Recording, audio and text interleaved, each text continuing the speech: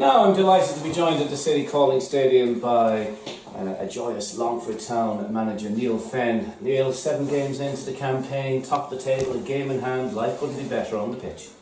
No, it's going well. We're not getting too carried away. We know that it's difficult. We know that we will have our ups and downs this season. So, we just got to make sure that we focus. We work hard in training, and everybody keeps their feet on the ground. We're going well, but that's it. We're just on to the next one.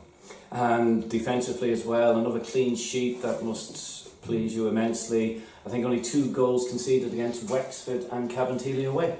Yeah, it's good. Keeping clean sheets is good, but it takes the whole team to keep clean sheets. It's not just Lee pulling off saves or the back four being solid. It's everybody working hard as a team, and at the moment we're doing that. We've got a good bunch of lads that want to work. They like working, they like putting the effort in, and they like the rules from it. So that's pleasing for us, for myself and Darryl. We don't have to go in every day and try and motivate them. They like being here, they love the club, and they enjoy the training, which is good for us. Now, Longford Town take the lead. It's always good to go in front and then add to that like they did tonight, winning 2-0. But last week down at Wexford, you had to come from behind, and that showed resilience of the squad. Yeah, it was the first time this season we've been behind, and it was difficult. Wexford were decent. It was hard for us. We struggled to get going a little bit in the first half.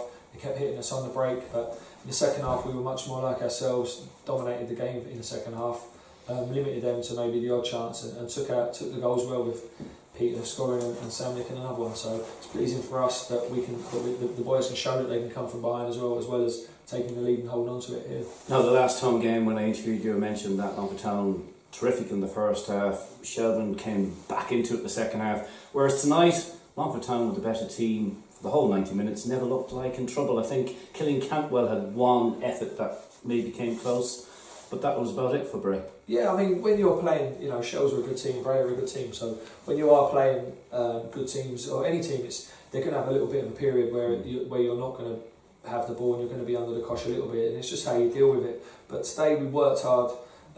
We had a word with them at half time. Let's not have another Shelbourne where we don't perform for the second half.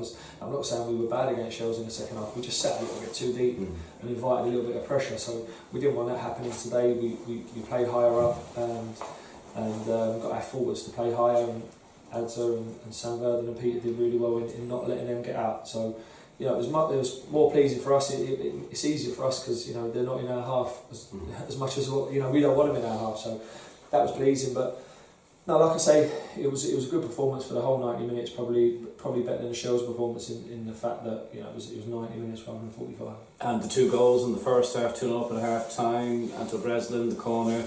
McDonnell, towering presence in the opposition box, downward header, finding the back of the net. Then Peter Hopkins with that goal from Aid Durban's pass. So 2-0 up at the break.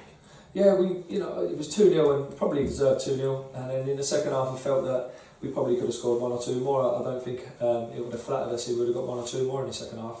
I felt that we had a couple of half chances and a few shots on target. So it was a good performance all around. And Peter, took his goal excellent today. Mick took his header well. So we're delighted with that as well. And finding Peter again with a through ball, the same as last week. So little things are starting to click in those areas. But it was just a good all round solid performance. And also, Neale, I think this year it's a much stronger in-depth squad that Longford Town have compared to last season. And when you'd like to Sean Brennan getting a run out last week, first start this season in the league, tonight, another excellent player.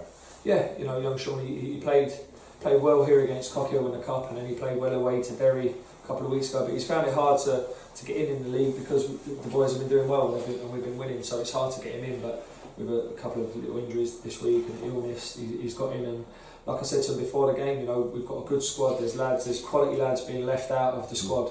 So it just shows the strength we've got, that if you do get in, you need to perform, because if you don't play well, there's someone trying to take your place.